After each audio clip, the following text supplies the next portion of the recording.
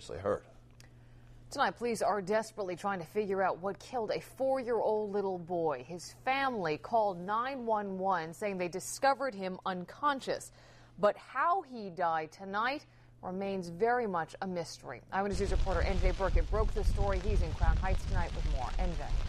And Liz, the cause of the boy's death is still not clear tonight, but sources tell me this case is being investigated as a homicide. The sudden death of a young child who detectives later learned was covered in bruises.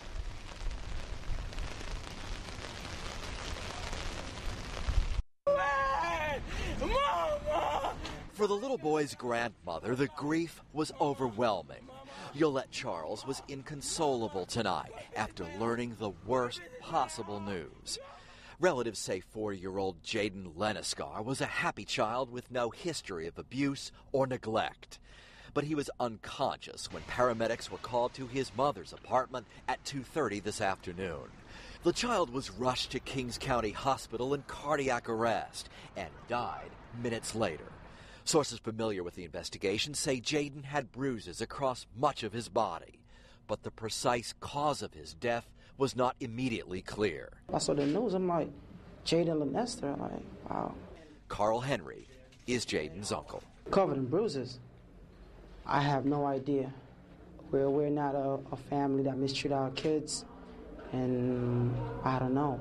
By early evening, NYPD homicide investigators had descended on the boy's apartment, where he lived with his mother and maternal grandmother.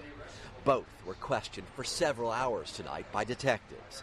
But relatives we spoke with insisted they never saw any evidence of mistreatment. If there's anything happened to my nephew, I know they will find out what's the situation, how he died, if he wasn't sick. And the person should be brought to justice, in your opinion? Yes.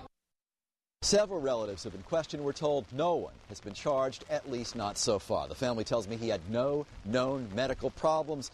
Again, the precise cause of his death still not clear tonight. Live tonight, the 71st Precinct, Crown Heights, Brooklyn. NJ Burkett, Channel 7 Eyewitness News.